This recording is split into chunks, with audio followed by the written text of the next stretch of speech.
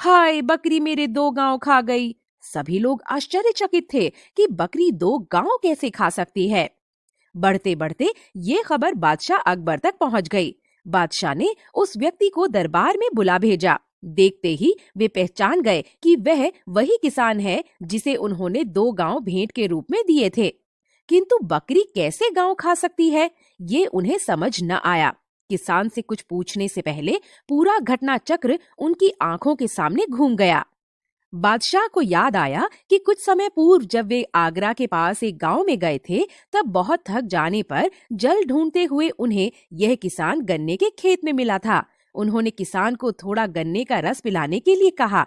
किसान तुरंत लोटा भर गन्ने का रस ले आया। गन्ने का रस पीकर बादशाह बहुत प्रसन्न हुए और बोले, अरे वाह, ऐसा स्वादिष्ट रस तो हमने पहले कभी नहीं पिया। जी महोदय, और ये केवल एक ही गन्ने का रस है। किसान बोला।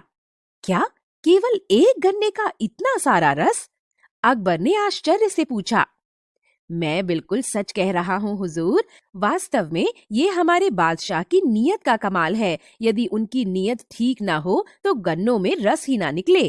किसान ने मुस्कुरा कर कहा, अच्छा, तो तुम इसका कितना लगान देते हो? अकबर ने पूछा। किसान बोला, जी लगान तो सिर्फ 25 पैसे ही देता हूँ। बादशाह हैरान हुए, मात्र 25 पैसे? उन्होंने सोचा कि इतने अच्छे गन्ने के खेत का लगान मात्र 25 पैसे? दरबार पहुंचकर इसका लगान बढ़ा देना चाहिए। कुछ देर इधर उधर की बातें करने के उपरांत बादशाह ने किसान को 1 लोटा रस और पिलाने के लिए कहा।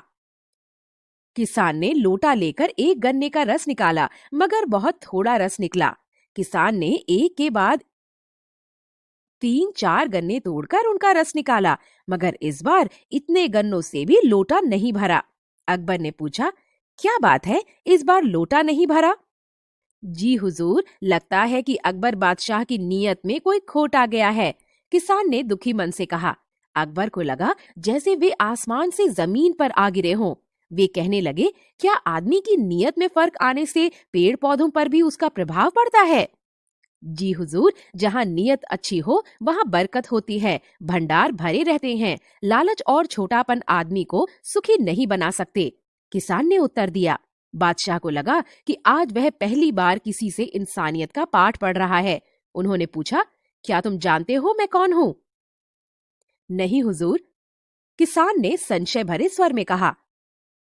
मैं ही बादशाह अकबर हूँ।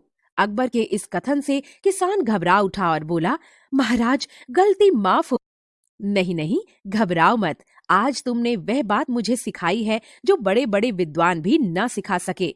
आज से तुम्हारा लगान मैं बिल्कुल माफ कर देता हूँ। बस मुझे 1 लोटा गन्ने का रस और पिला दो।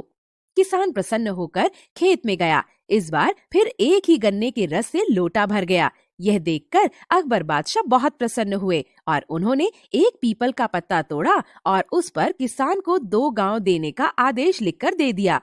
पीपल का पत्ता किसान को देते हुए बादशाह बोले, कल राजमहल आकर पक्का कागज लिखवा लेना। बादशाह किसान को पीपल का पत्ता देकर लौट गए। किसान भी अपने काम में व्यस्त हो गया। किसान की बकरी आई और पत्ते खाने लगी। उन्हीं पत्तों में वह पीपल का पत्ता भी था। किसान के तो पैरों तले जमीन खिसक गई। वह रोने चिल्लाने लगा कि अब पत्ते के बिना बादशाह उसे पहचानेंगे भी या नहीं।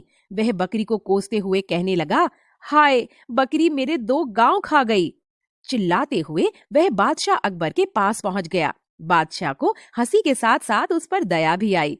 उन्होंने कागज पर किसान को 2 गांव देने का आदेश लिखा और उसे किसान को थमाते हुए बोले, अब अपने दोनों गांवों को बकरी से बचाकर रखना।